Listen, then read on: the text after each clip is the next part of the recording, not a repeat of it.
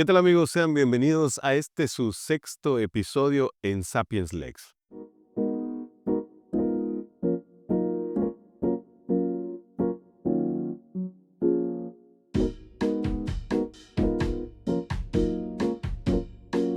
El día de hoy tenemos un tema bastante interesante y para ello tenemos de nueva cuenta un invitado que habíamos tenido, así que pues no vamos a hacer el señalamiento curricular porque ya está señalado previamente. Tenemos a nuestro queridísimo amigo y especialista en educación, Daniel Brock. Bienvenido Gracias, José. nuevamente a este espacio. El tema que vamos a abordar el día de hoy es educación bajo el tamiz de la filosofía. Este es un tema que hemos discutido en otras ocasiones, que hemos incluso formado parte del sistema educativo, como algunos podrán saber. En el primer episodio de donde estamos con Daniel, logramos ver en su currículum o su línea curricular bastante aspectos educativos ha tenido desarrollado en otras áreas, incluso a nivel nacional, internacional. Y bajo ese mismo concepto, pues creemos que este tema podría ser un tema bastante interesante. Lo mismo vamos a hacer 5 preguntas, o vamos a intentar que sean 5 preguntas un tanto más abiertas, así decirlo, y un poco más reflexivas las posteriores al siguiente bloque, en el bloque número 2. Entonces, para ello, pues nos vamos de lleno con las primeras preguntas. ¿Cómo distinguir entre una educación que empodera a los estudiantes para pensar por sí mismos y un sistema que podría estar adoctrinándolos con ideas preestablecidas? Claro. Yo creo que hay una diferencia entre, hoy llamamos empoderamiento quizá, a lo que tendríamos que reconocer como lo normal en la persona. Hay un filósofo llamado Jordán Bruno Yenta, argentino, que dice, lo normal no es lo, lo vulgar, lo común. Nosotros decimos, pues lo normal es que un niño no quiere estudiar. Lo normal es que un adolescente deteste a su maestro. Lo normal es que se prefieran los videojuegos antes que el saber. Y eso que nosotros llamamos lo normal hace que lo contrario a lo normal sea el empoderamiento, ¿no? La novedad. Pero en realidad, dice Yenta, lo normal es que una persona sea persona y que, digamos, despliegue o deje ser o lleve a perfeccionamiento. Perfección quiere decir acabamiento. Lleve a su perfección, realice totalmente aquello que puede hacer y realizar. Entonces, este concepto de empoderamiento, que entiendo, o sea, tranquilamente se puede utilizar, según mi punto de vista, de alguna manera nos hace ver como algo novedoso o como algo disruptivo, lo que debería ser, de hecho, o lo que es humano, lo que es común. Que una mujer sea libre es lo humano porque está dotada de libertad, pero le llamamos empoderamiento. Y entonces, ¿por qué le llamamos ¿por qué está mal llamarle empoderamiento? En realidad no, porque resulta que las circunstancias realmente han hecho que eso no sea lo normal, que lo humano, que lo propio del ser humano, que es pensar, reflexionar, contemplar, pero también el producir y el ser libre, no se vea como normal. Claro, Ah. sí, Y por eso algunos dicen, normalicen tal cosa. Y tú dices, no, es que eso es lo normal. yo, Lo anormal, digamos, lo que se sale de lo humano, es lo que va contrario a eso. ok, ok, ¿Y por qué menciono esto? Porque ¿cómo nosotros podemos distinguir lo que no va, digamos, a favor de la persona, lo que no va a favor del despliegue de las potencialidades, de las capacidades de la persona, lo que le impide funcionar como su naturaleza le permite, es más, lo que la naturaleza le pide hacer, como es la reflexión, por ejemplo, ok, por la dimensión intelectual de la persona? Eso es alienante y eso es lo que podríamos llamar de alguna manera adoctrinamiento, porque entonces lo que estoy haciendo es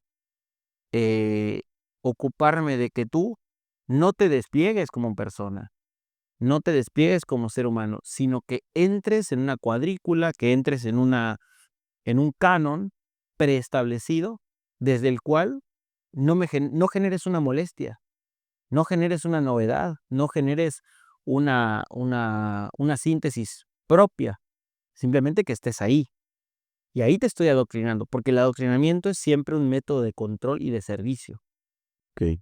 Entonces, yo creo que un parámetro es qué sistema educativo permite a la naturaleza humana o le permite al hombre desarrollar todas sus dimensiones y cuál lo aliena de sí, digamos, lo hace olvidarse de justamente aquello que lo hace ser persona humana. Ok, pero entonces esta distinción de empoderamiento, que es lo que estábamos hablando sobre la normalidad, eh, lo natural del humano es precisamente educarse.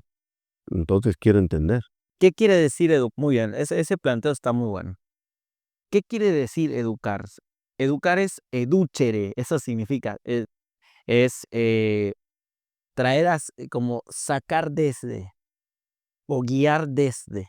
De hecho, toda esta palabra de dux en latín es guía, educar es guiar desde, pero también guiar hacia afuera.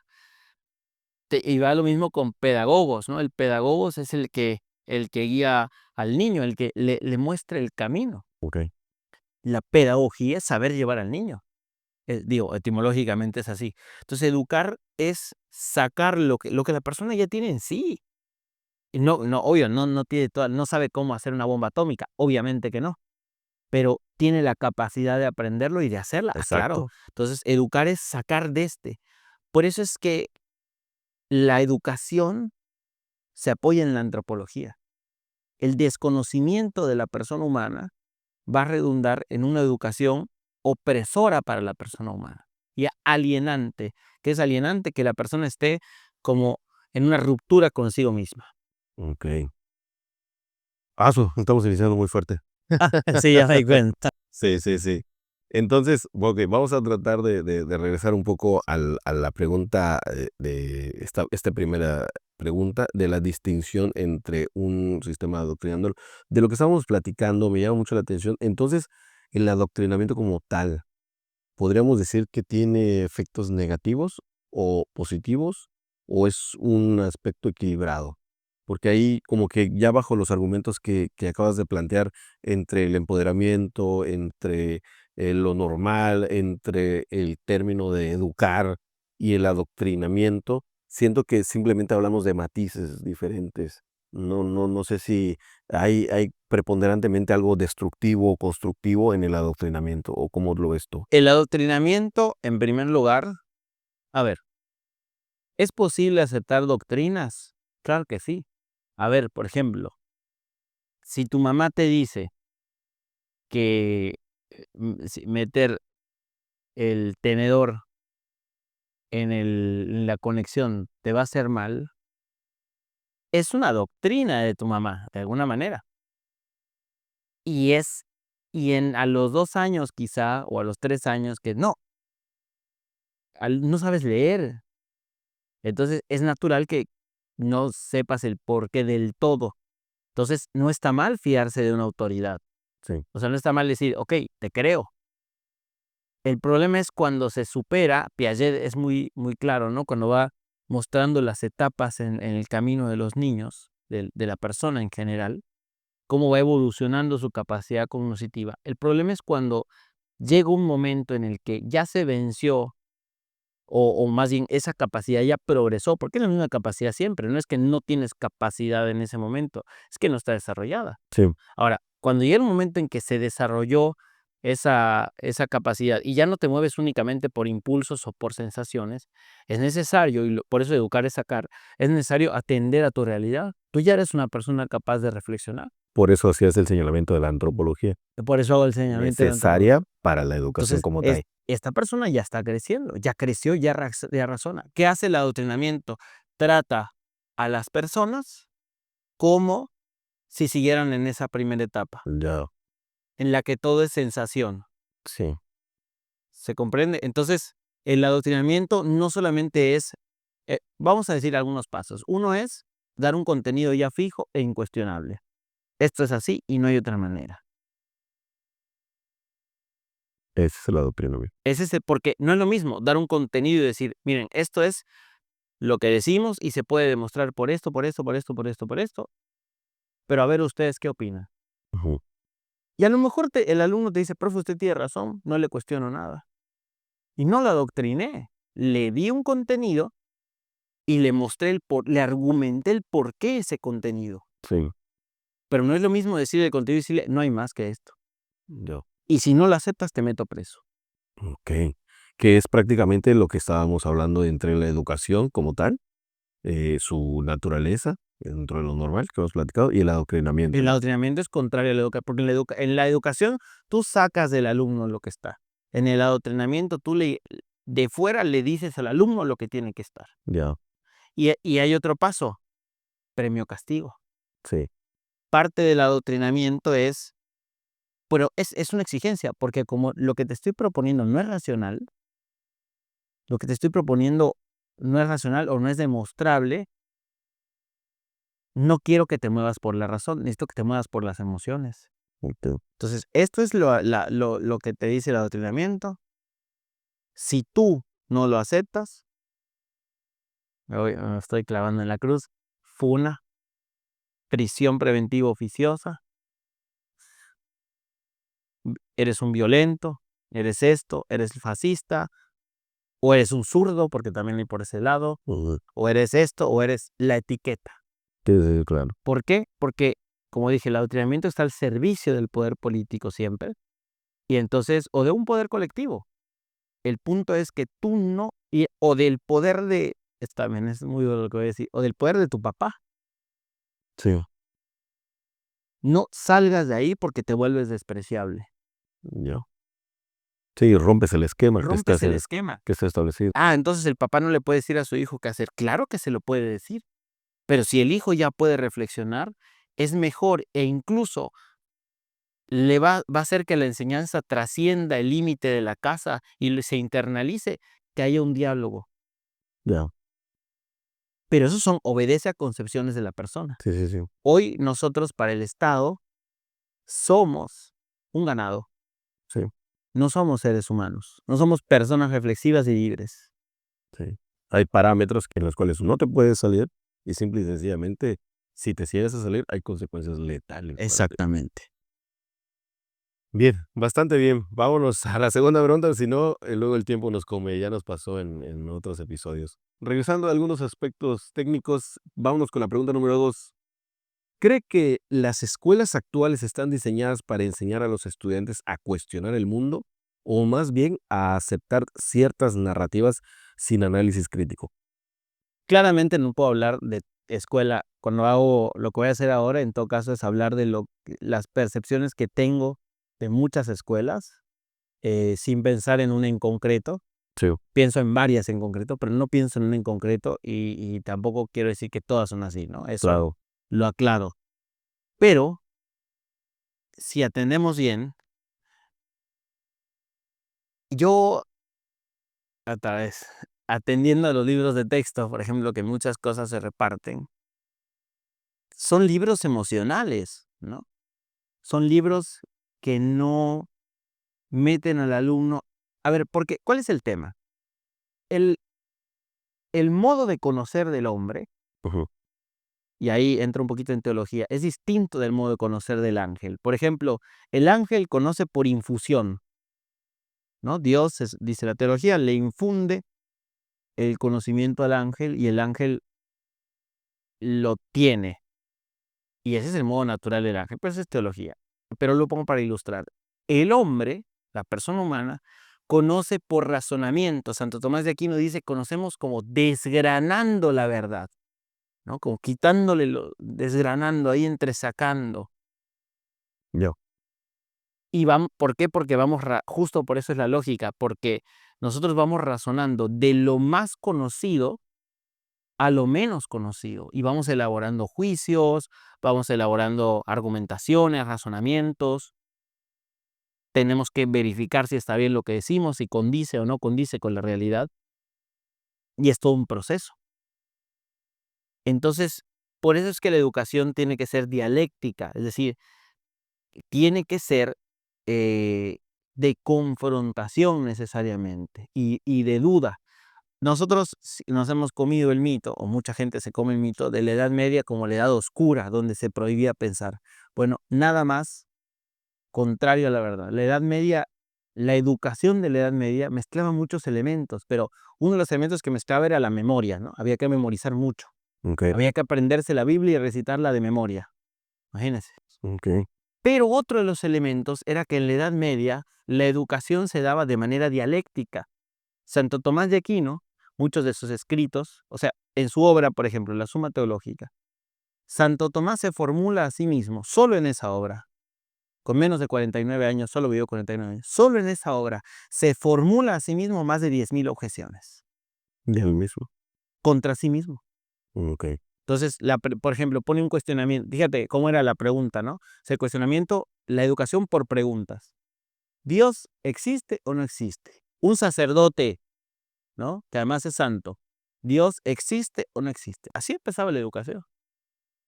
Okay. Dios utrum Deus sit, dice, si acaso Dios sea, como Santo Tomás rezaba más que cualquier ser humano, no sé, en este momento en la tierra, no sé, rezaba muchísimo, pero era un educador, utrum Deus sit, si Dios existe. Razones, dice Santo Tomás, escribe en la obra, por las que parece que Dios no existe. Un sacerdote, la Edad Media, ¡ojo! ¿Y cuánto daño nos hicieron? Sacerdote de la Edad Media, razones por las que Dios no existe, 5 razones. Veremos si nuestro público o si nosotros podemos pensar solo una y que podamos argumentar. Ya. Bueno, digo, no me quiero ir más allá. 5 razones por las que Dios no existe. Santo Tomás da un argumento de autoridad, dice, existe, pues según lo dice Aristóteles, que hay un primer motor. Una respuesta y dice, que Dios existe se muestra por 5 vías, que tal, tal, tal, tal cosa. Y después responde a las objeciones.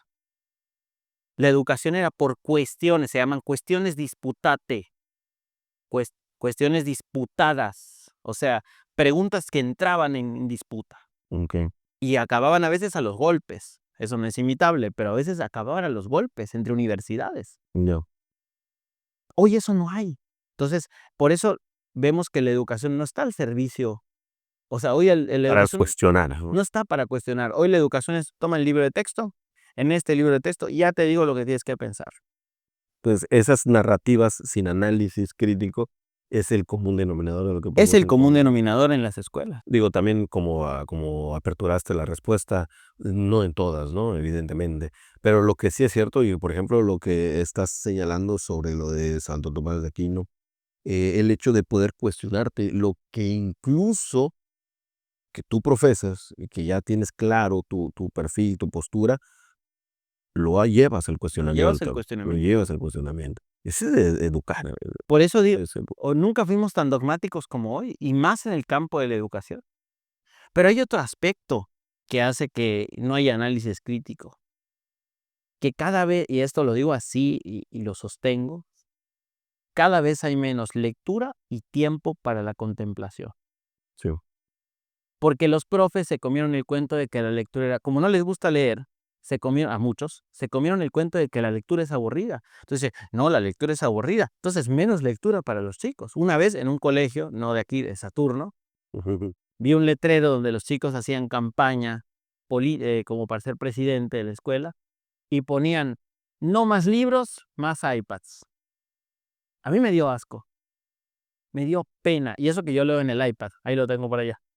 Leo mucho en el iPad, también una cuestión de practicidad para tomar apuntes y todo. Sí, Pero no es el punto, es el desprecio por la lectura. sí, Es el desprecio por el tiempo, el desprecio por el detenerse. claro. Por eso ves que los sistemas educativos hoy o los secretarios de educación están preocupados por lo técnico. Maestro, haga usted 50,000 planeaciones. Maestro, suba usted a 500 plataformas lo que va a dar en clase. Maestro, dígame usted qué video, cómo se va a parar, qué palabras va a usar, qué va a decir, y en qué momento, el mismo Yenta lo dice, eh, en qué momento, el momento más importante del profesor ni siquiera es frente a las aulas.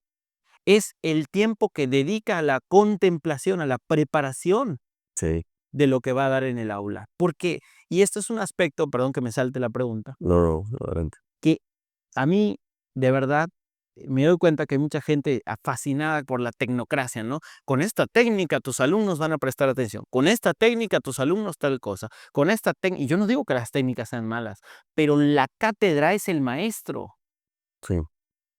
y no el maestro como imposición de lo que él dice, sino como somos seres humanos que se mueven por el amor. Entonces, por eso San Juan Bosco, que fue un gran educador, decía, Fati de Cuesta Mal, cuida de hacerte amar. El maestro es su cátedra, la cátedra y la vida del maestro son la misma cosa. Entonces, si el maestro llega, ama, sabe, da la vida por lo que enseña, y además es cercano a los alumnos porque los entiende, los alumnos lo quieren, y como lo quieren, desean aprender, lo admiran. Ya.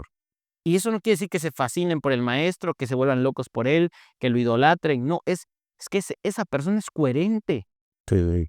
Entonces, ¿cuánto de hoy, supuestamente en quienes se preocupan por la educación, va hacia la tecnocracia y menos hacia la calidad del maestro? Sí, y precisamente yo, al menos que estuve 1 año y medio dando clases en algunas universidades, me queda claro el efecto administrativo, ¿no? De las planeaciones con la que tú estabas comentando hace rato, y que era un común denominador en los demás docentes de que, oye, lo hago por temas administrativos, pero yo sé cómo hacer mi clase.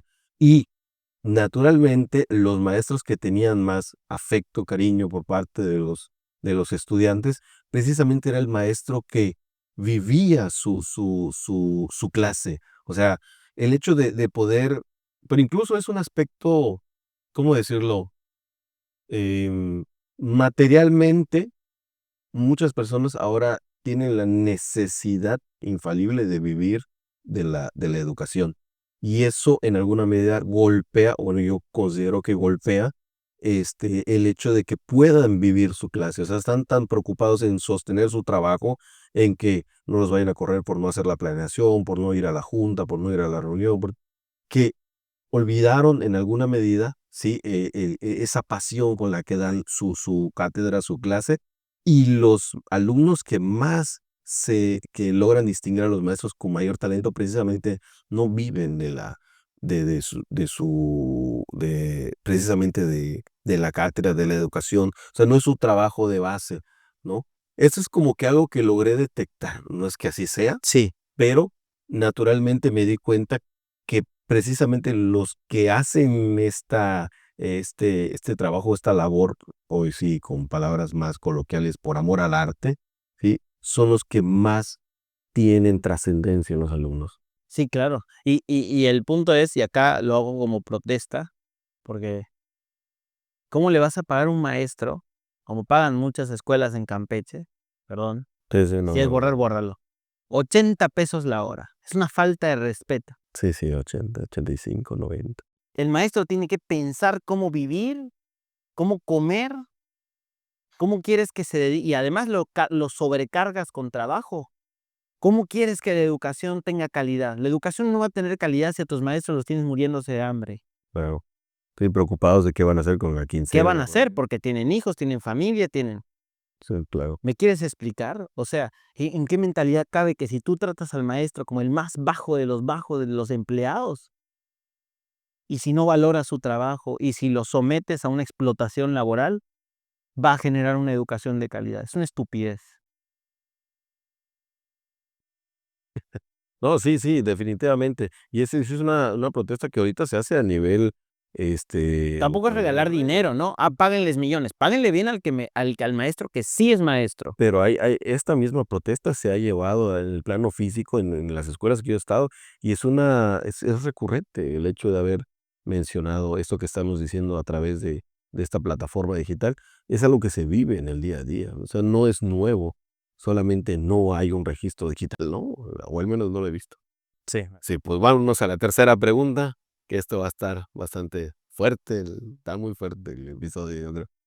¿Qué papel juega el círculo escolar, em, currículum escolar en moldear las mentes jóvenes y cómo podemos asegurarnos a que sea una herramienta de liberación en lugar de control.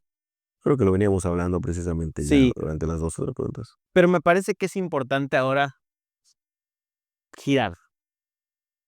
Yo no estoy en contra de las planeaciones, no estoy en contra de la currículo. A mí me apasiona trabajar en el punto del currículo.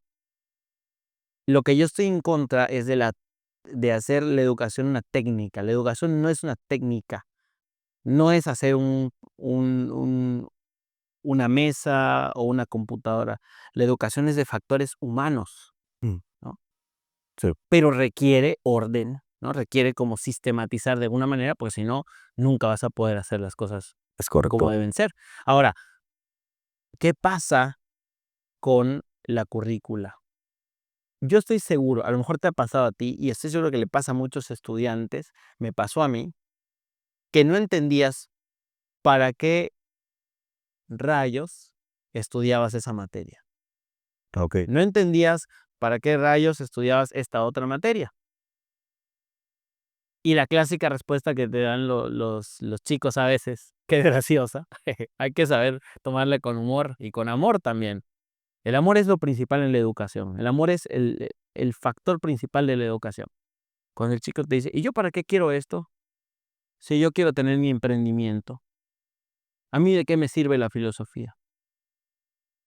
El chico habla por sí mismo y hay que tomarlo con seriedad lo que dice, y hay que poderle responder y discutirle, pero mira, esto, lo que sea, eso ya quedará en el ámbito del profesor. Pero él refleja el pensamiento de una época. Sí, Entonces, ¿para qué? Sí, en un pensamiento de una época especializada. Si tú haces esto y nada más. Solo eso. Finalmente tú vives de esto, vives de lo otro, vives de lo otro. Bueno, como el ser humano es holístico, es un todo, es integral, la educación también debe ser integral. Y hay 3 palabras que a mí me gusta decir mucho y que las digo mucho en mis cursos. 3 características que la educación debe tener y que de verdad yo agradezco a Dios haber tenido esa formación en el nivel universitario, que cumplía estas 3 cosas y que a mí me sorprendía ver, me encantaba verlo, me deleitaba. Orden, es decir, que cada cosa está ahí por una razón y no se sobrepone una a la otra.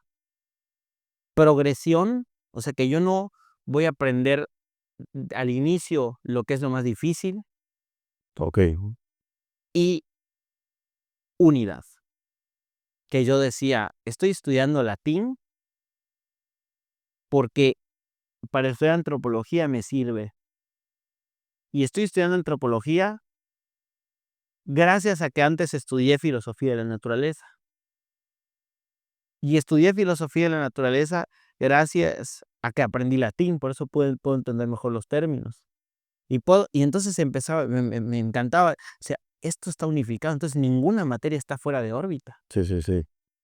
Por más que el profesor no me agrade del todo, ninguna materia está fuera de órbita.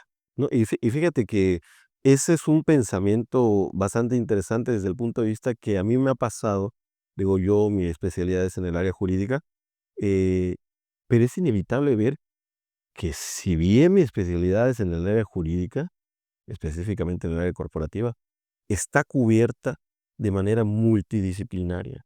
Exactamente, Todas están conectadas. No exactamente. puedo ignorar ni a la filosofía, ni a la antropología, ni a la psicología, dentro de las ciencias sociales que me diste al mundo jurídico en el que yo me especialicé. Ahora, llevar esto a un plano con otros especialistas a veces es un poco duro, ¿no? Eso es un poco de que, híjole, sí, pero concéntrate aquí, o concéntrate allá, o tú a lo tuyo, cuando, ok, lo puedo entender, pero vaya, sí pasa por ese tamiz, pero no hay que olvidar que el embudo es eso, un embudo que termine en algo donde yo me especialicé, pero ¿y todo lo demás? Exacto, no puede quedar de lado, porque además no todo en la educación va otro error, no todo en la educación va abocado a la carrera, ¿no es cierto? ¿Quién dijo eso? Tú puedes elegir tu carrera y adelante y a darle, pero hay cosas que se dan en la escuela que no son para la carrera específicamente o que van a influir en la carrera de manera indirecta. No. Si a ti te dieron una buena clase de filosofía y te formaron un hábito de razonar y te enseñaron bien lógica, por ejemplo, el día que tú seas un abogado, tus razonamientos jurídicos van a ser coherentes. Claro. Eh, el día que es que no, el día que seas un médico, si estudiaste bien etimologías, quizá más rápidamente te vas a aprender los nombres de los componentes de la medicina. Ujú. Bueno, hay infinidad de factores que van a influir. O si te enseñaron bien ética y te enseñaron a reflexionar sobre tus actos, el día que seas un policía, vas a saber medir tu fuerza. Claro. No sé, o sea, pero el punto es que el sistema mismo impide esa eh, realización holística de la educación. Y es un problema, Holística. es un problema. Pero hay que entender que la persona humana tiene mucho más dimensiones que la dimensión laboral.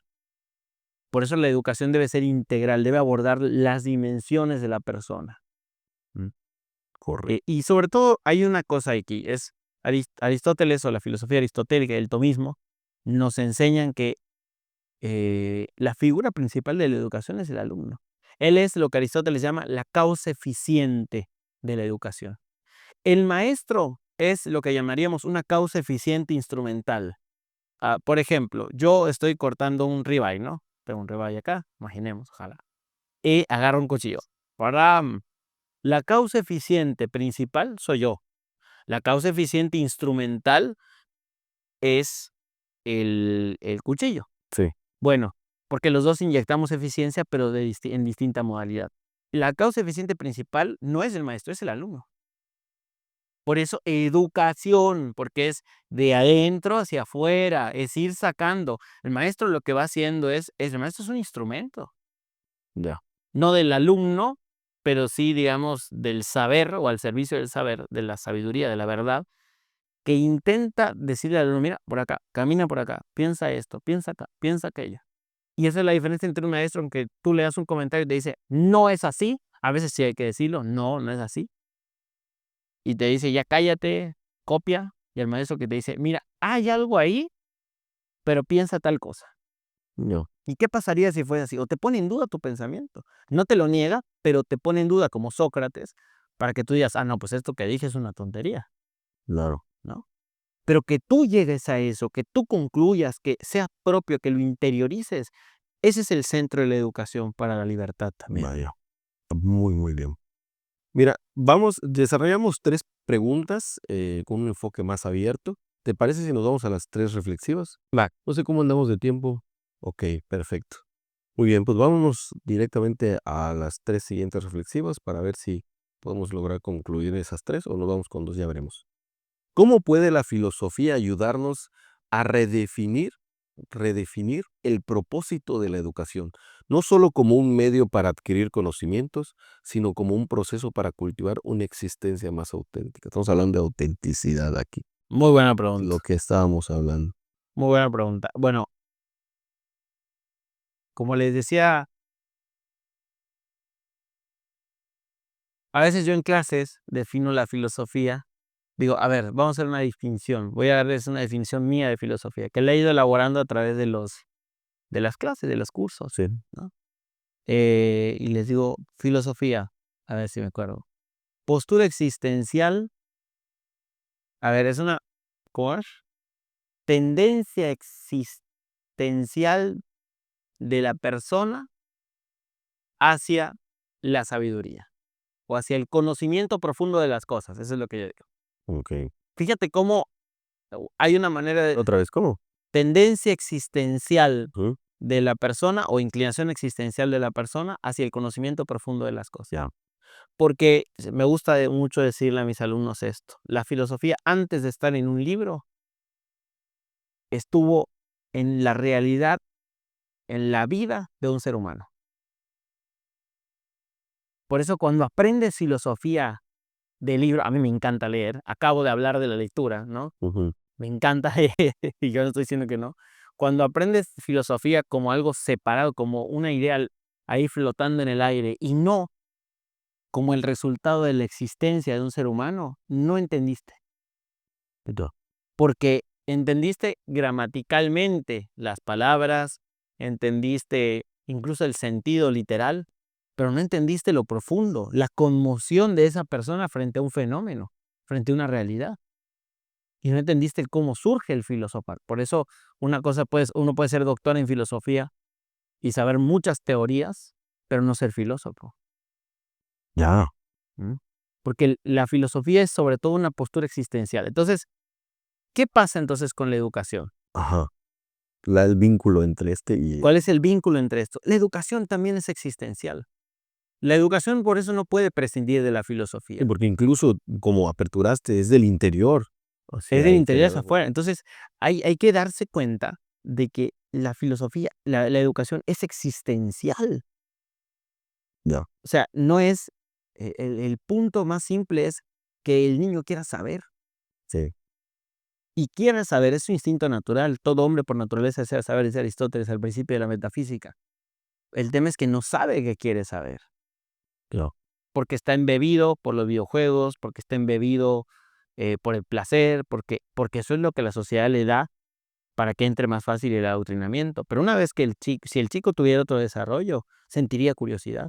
Si creciera en la naturaleza, en un edificio de 4 paredes, encerrado, separado de todo, se preguntaría cosas. Eso. Si viera los bichos, si jugara con la tierra, si se comiera una lombriz, Claro. preguntaría cosas. Sí, sí, sí. Entonces, está enteramente vinculado. Claro, porque entonces la Entonces, educación, la redefinición sería el existencialismo, ¿no? ahí, o sea que más que el existencialismo, ajá, sí, que se entienda que la educación es un proceso existencial, Sí. que deriva en una teoría, que deriva en un conocimiento teórico y está excelente, y que deriva en un libro, y que deriva en una tesis, y que deriva en una ponencia, en una clase magistral, y eso está perfecto, porque la academia es el resultado de una existencia intensa, si se quiere. Ya. Y entonces, em, ¿cómo ayuda la filosofía? La filosofía es la ciencia que nos enseña qué son las cosas, qué es la persona humana. Sí. Por eso una antropología filosófica es necesaria, qué es la persona, cómo funciona su inteligencia, cómo funciona su voluntad, cómo funciona su racionalidad, cómo funciona su sensibilidad, cómo se conectan estos factores, Ok.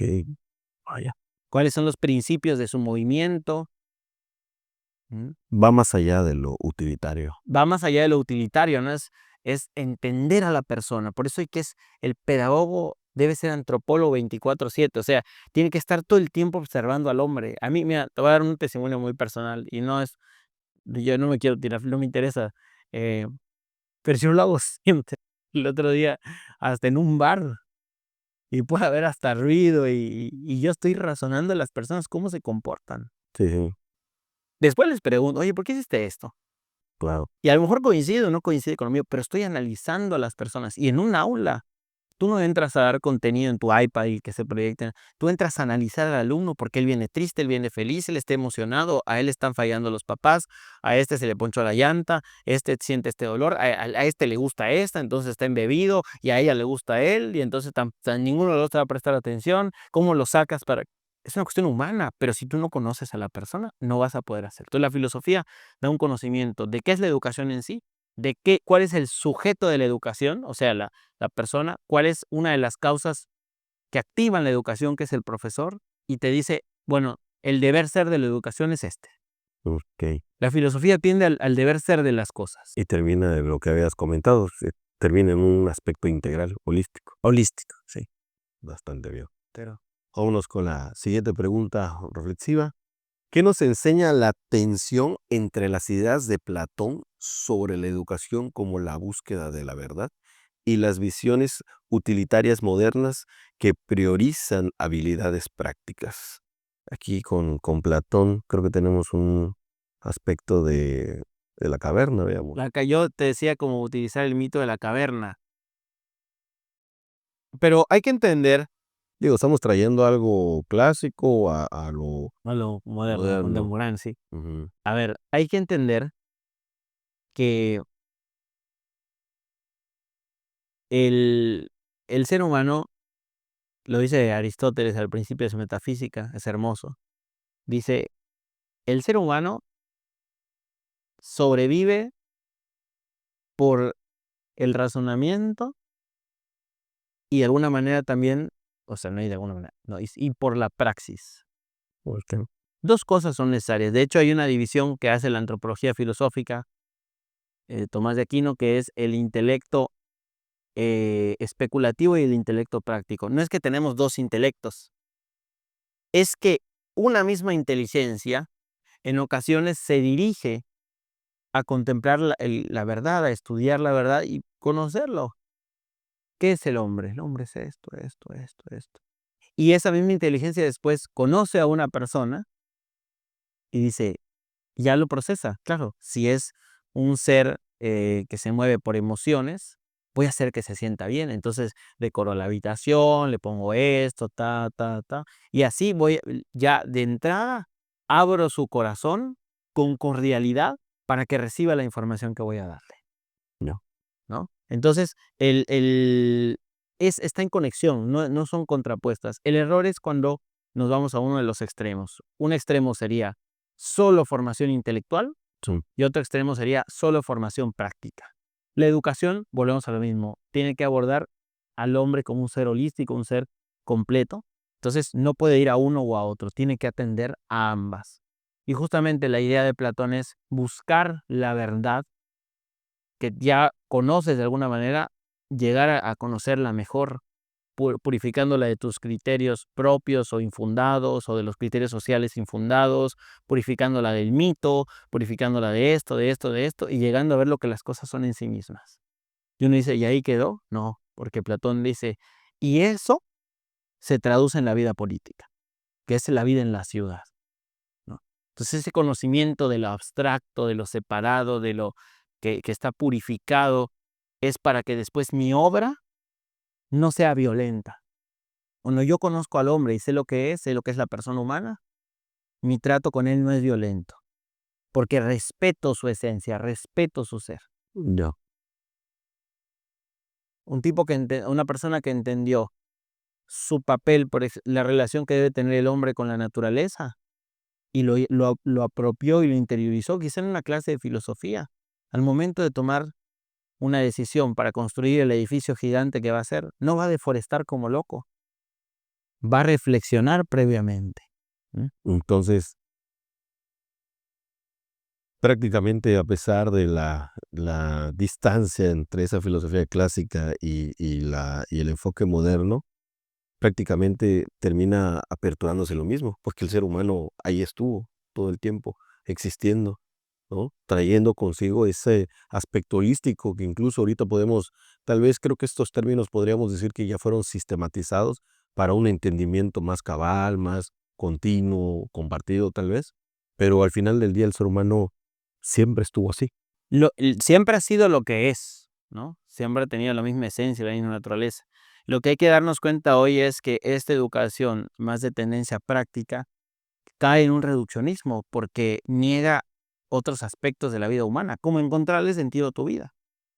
Entonces, el punto no es que el hombre sea solo práctico o que sea solo intelecto especulativo. El punto es que sepa ambas cosas, vivirlas. No. O sea, que su existencia, su capacidad especulativa se desarrolle y también su capacidad práctica, en la medida que pueda cada uno, porque también somos personas diferentes. Claro, Eh, perfecto. Bueno, pues hemos llegado creo que al límite establecido aquí en producción, nos está diciendo. Así que, bueno, tenemos yo creo que tema para otro episodio más, ¿no? Así que también quiero hacer una invitación a las redes sociales de nuestro querido amigo Daniel Broca, porque incluso va a haber en Mérida, Yucatán, Sí, unas actividades, me parece que es una caminata peripatética, no sé si quieres. son caminatas filosóficas. Empezamos este sábado, pero muy probablemente las estamos haciendo cada sábado. Cada sábado ahí en algún lugar En parques, en la naturaleza, justo. que con alguna intención o algo así, entonces para que lo... La idea es abrir espacios de pensamiento crítico. En Mérida vamos a estar haciendo caminatas peripatéticas. Esta vez vamos a empezar en el Parque Hundido del Poniente. No, ese video va a salir mucho después. Pero después en mis redes, en Instagram estoy como daniel.broca.g, en TikTok de la misma manera y en Facebook Daniel Broca o mi página Filosofía Libre. Vamos a estar subiendo todo. Y también aquí en Campeche probablemente a mediados de octubre vamos a empezar a abrir también espacios de pensamiento crítico. Ya estamos trabajando en ese proyecto. Perfectísimo. Pues ahí lo tienen. Tal vez va a salir un poco después, que ya haya sido las primeras caminatas, pero lo pueden revisar en las redes. Pues bueno, hasta el próximo episodio. Muy bien. Gracias.